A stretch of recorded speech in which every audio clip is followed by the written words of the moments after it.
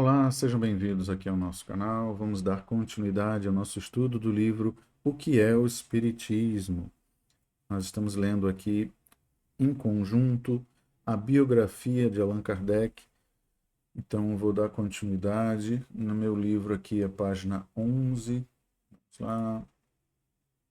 Até agora, não vos falei senão do Sr. Rivaio, professor emérito, autor pedagógico de renome. Nessa época, porém, da sua vida, de 1854 a 1856, um novo horizonte se rasga para esse pensador profundo, para esse sagaz observador. Então o nome de Rivail se obumbra para ceder o lugar ao de Allan Kardec, que a fama levara a todos os cantos do globo, que todos os ecos repetirão e que todos os nossos corações idolatram. Eis aqui como Allan Kardec nos revela as suas dúvidas, as suas hesitações e também a sua primeira iniciação. Bom, o que nós percebemos do estudo passado é que trata-se de uma pessoa que foi de família rica, seu pai era juiz, casou-se com uma esposa igualmente rica. No entanto, ele era um homem trabalhador, formou-se nas áreas da ciência, medicina, línguas. Então, ele trabalhou como contador, tradutor, professor, diretor, enfim, diversas ocupações ao longo da sua vida. Foi um membro de diversas academias de ciência, iniciou os estudos do mesmerismo com Anton Mesmer, né? O criador do mesmerismo, e depois o mesmerismo veio a ser chamado de magnetismo.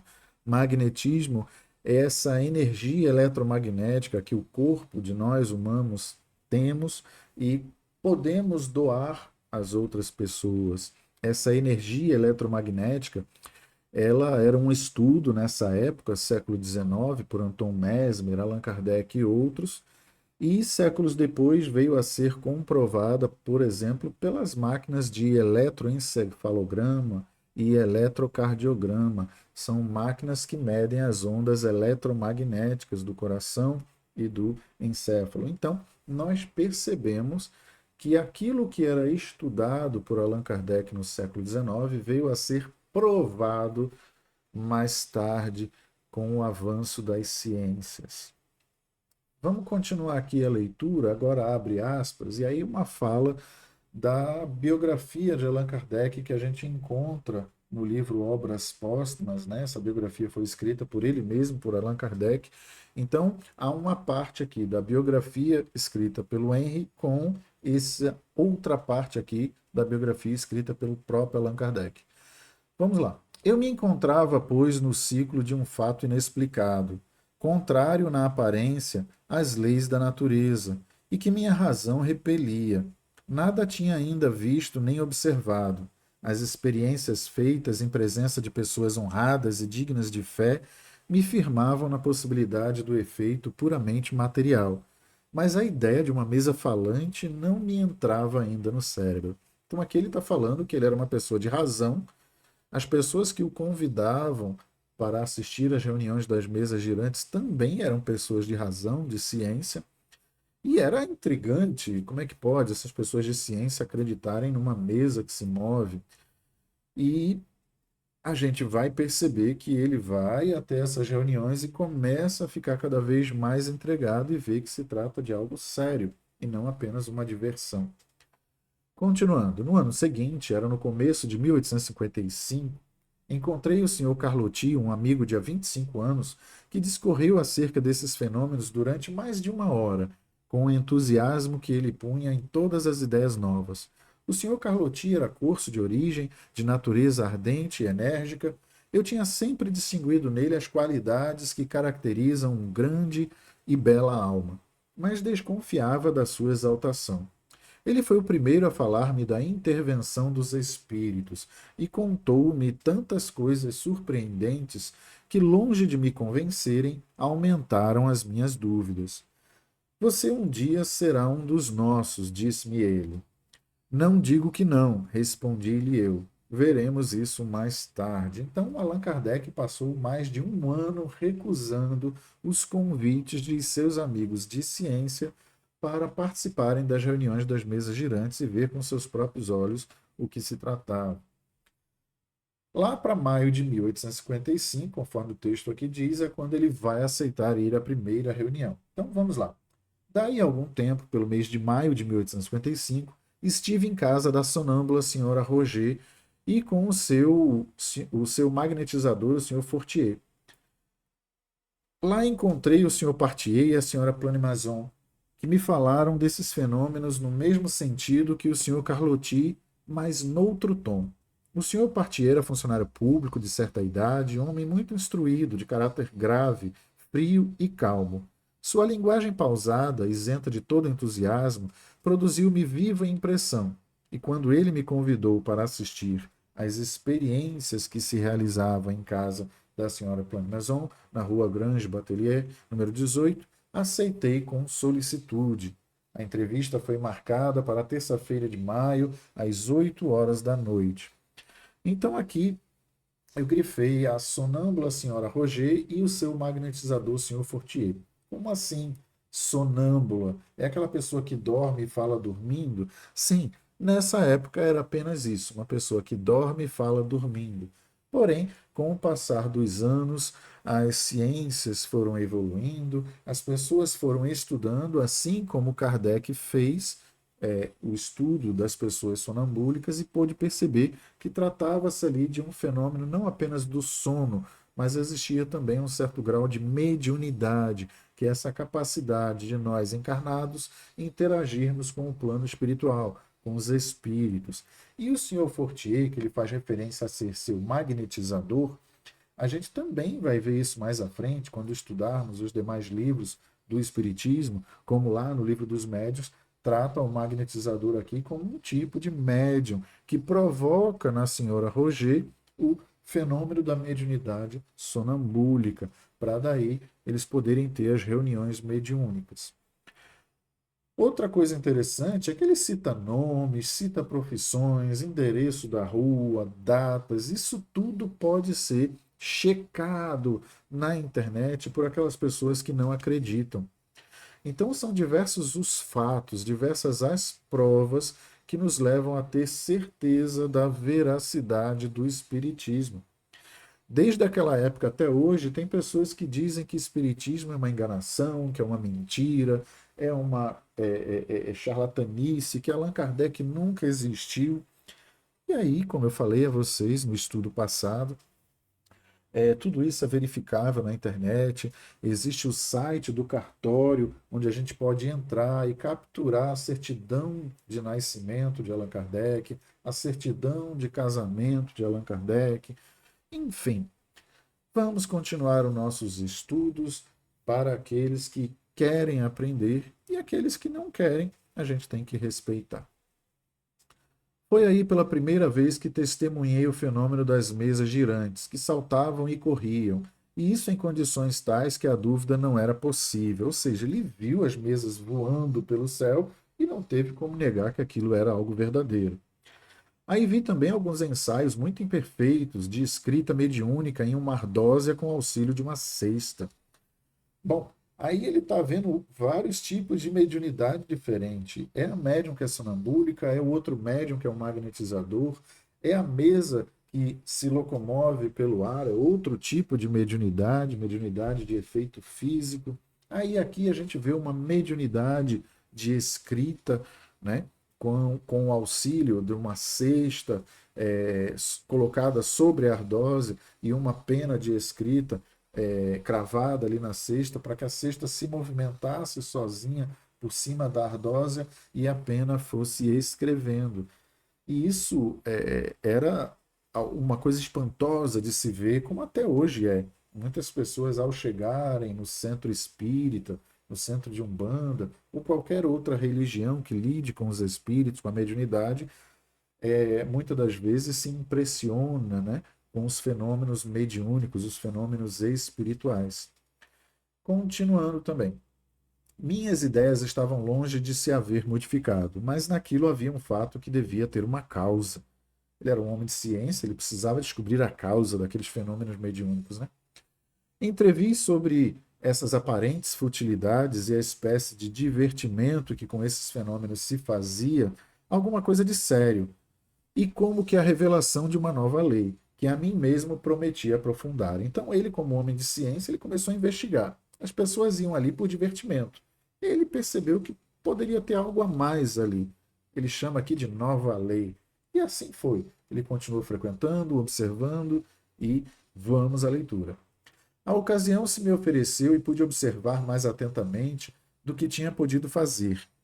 Em um dos serões da senhora Planimazon, fiz conhecimento com a família Baudin, que morava então à rua Rocher-Hart. O senhor Baudin fez-me oferecimento no sentido de assistir às sessões hebdomadárias que se efetuavam em sua casa, e às quais eu fui, desde esse momento, muito assíduo. Foi aí que fiz os meus primeiros estudos sérios de espiritismo, menos ainda por efeito de revelações que por observação. Ou seja, ele está dizendo que foi ali que ele começou a compreender o que era o espiritismo, observando. Não era pelo que falavam a ele, não. Era ele observando em loco o que estava acontecendo. Apliquei a essa nova ciência, como até então o tinha feito, um método da experimentação. Ou seja, ele usou um método científico à sua época. Nunca formulei teorias preconcebidas, observava atentamente, comparava, deduzia as consequências, dos efeitos procurava remontar as causas, pela dedução, pelo encadeamento lógico dos fatos, não admitindo como válida uma explicação, senão quando ela podia resolver todas as dificuldades da questão.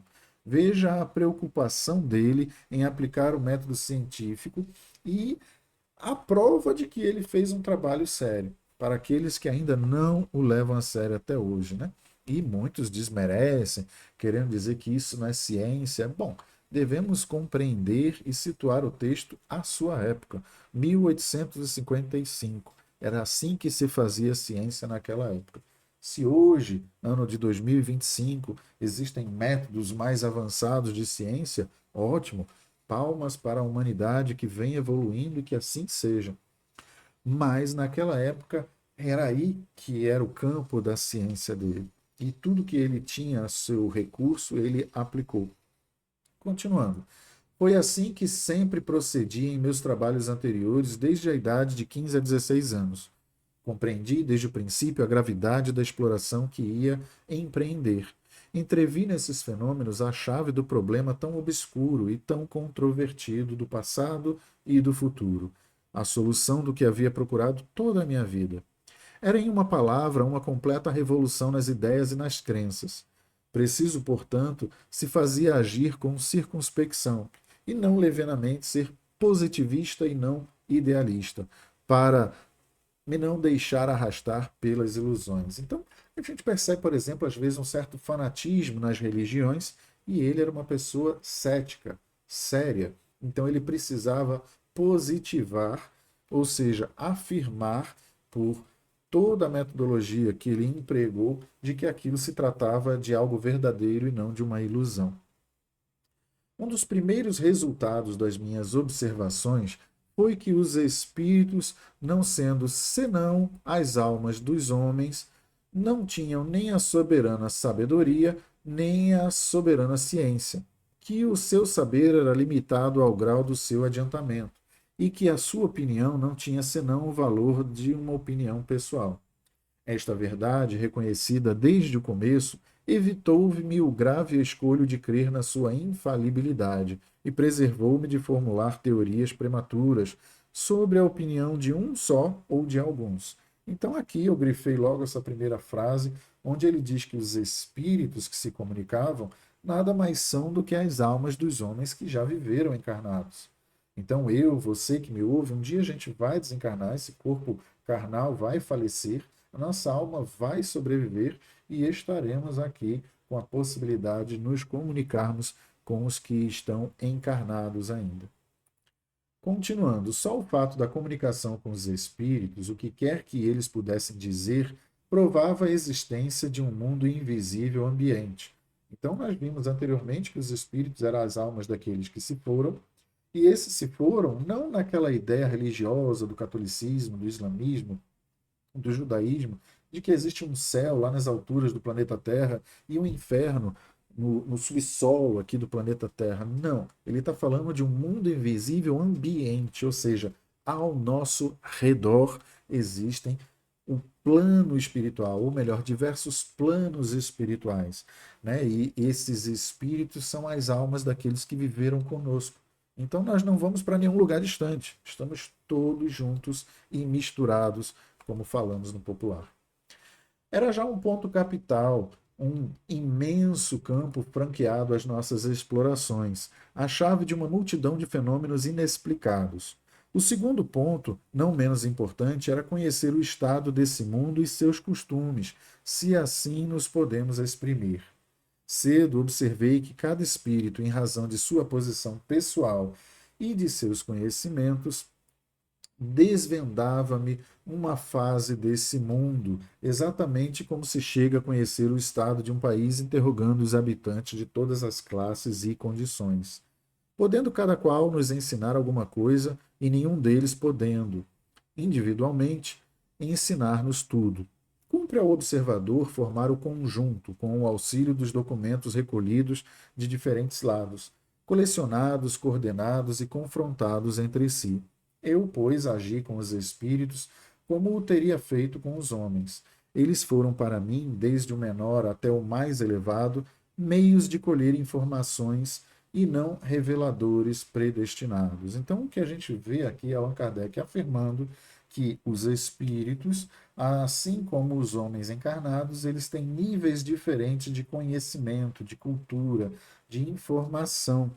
Então a gente vai percebendo essas diferenças nas comunicações. Fica claro a característica primordial que toda pessoa deve ter de analisar a comunicação para conhecer o comunicador, o espírito comunicante.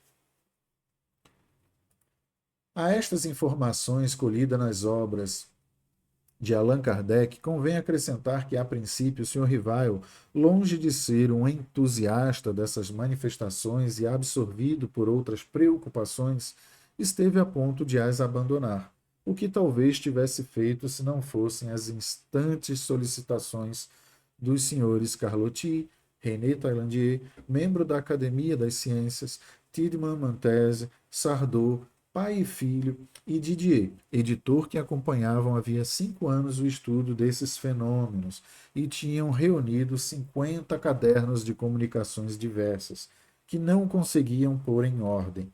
Conhecendo as vastas e raras aptidões de síntese do Sr. Rivaio, esses senhores lhe enviaram os cadernos, pedindo-lhe que deles tomasse conhecimento e os pusesse em termos, os arranjasse. Esse trabalho era árduo e exigia muito tempo, em virtude das lacunas e obscuridades dessas comunicações. E o sábio enciclopedista recusava-se a essa tarefa enfadonha e absorvente, em razão de outros trabalhos. Então, os seus amigos cientistas entregaram-lhe, Allan Kardec, 50 cadernos com suas observações. Imagina, vamos pegar aqui um caderno de 100 páginas, 50 cadernos são 5.000 páginas. E disseram, Allan Kardec, toma aí essas páginas todas e bota em ordem aí cronológica para a gente ver o que tem de informação. Então era um trabalho muito cansativo e ele, como mente brilhante, uma pessoa de ciência, ele queria continuar a investigação daquilo tudo que ele estava presenciando com os espíritos. Então é bem interessante a gente ver todo o trabalho que foi feito por esses homens de ciência antes de Allan Kardec chegar, a seriedade disso tudo dá o grau de veracidade da informação. Como eu disse antes, até hoje tem pessoas que não acreditam. Deixemos essas pessoas em paz com as suas crenças ou descrenças. Aqueles que acreditam, aqui estão as provas.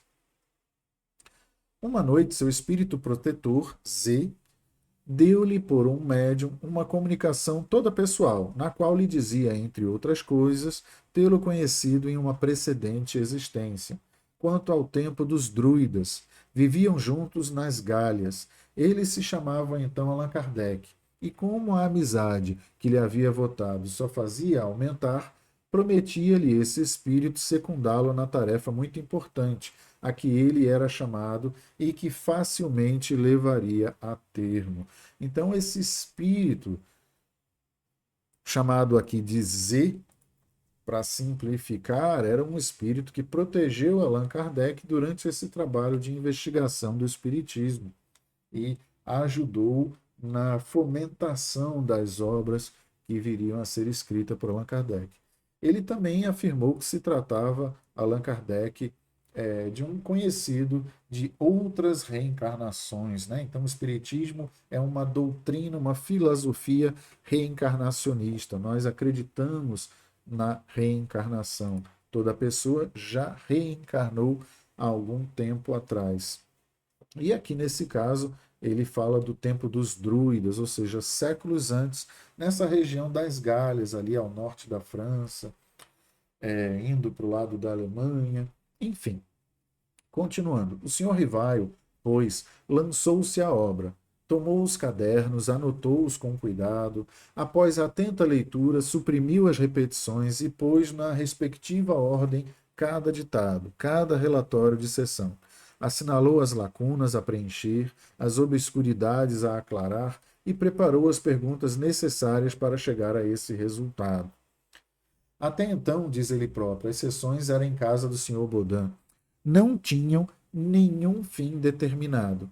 Propus-me aí fazer resolver os problemas que me interessavam sob o ponto de vista da filosofia, da psicologia e da natureza do mundo invisível. Comparecia a cada sessão com uma série de questões preparadas e metodicamente dispostas. Eram respondidas com precisão, profundeza e de modo lógico. Desde esse momento, as reuniões tiveram caráter muito diferente, e entre os assistentes encontravam-se pessoas sérias que tomaram vivo interesse pelo trabalho. Se me acontecia faltar, ficavam as sessões como que tolhidas, tendo as questões fúteis perdido o atrativo para o maior número. A princípio, eu não tinha em vista senão a minha própria instrução. Mais tarde, quando vi que tudo aquilo formava um conjunto e tomava as proporções de uma doutrina, tive o pensamento de o publicar para a instrução de todos. Foram essas mesmas questões que, sucessivamente desenvolvidas e completadas, fizeram a base de O Livro dos Espíritos.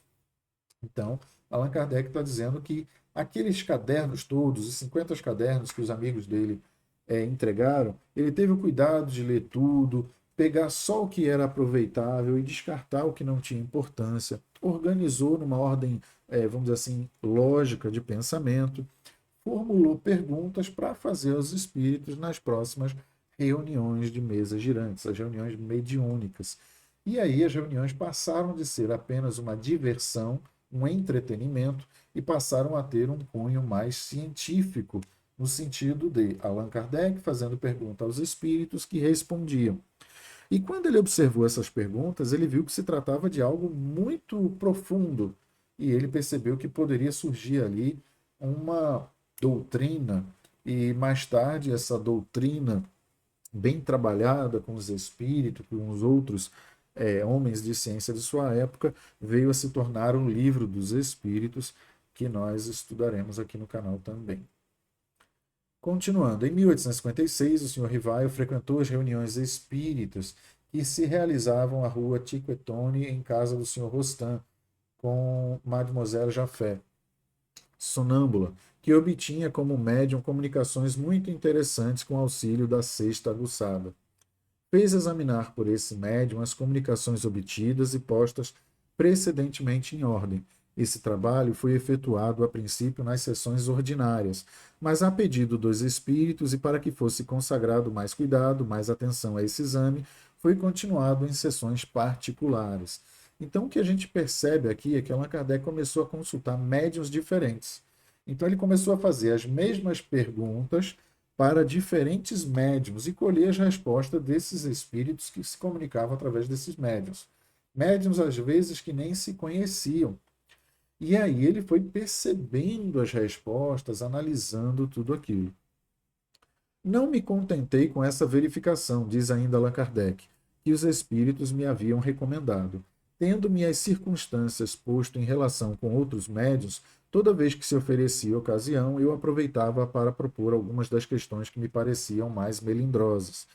Foi assim que mais de 10 médiuns prestaram seu concurso a esse trabalho, e foi da comparação e da fusão de todas essas respostas coordenadas, classificadas e muitas vezes refeitas no silêncio da meditação que formei a primeira edição de O Livro dos Espíritos, a qual apareceu em 18 de abril de 1857.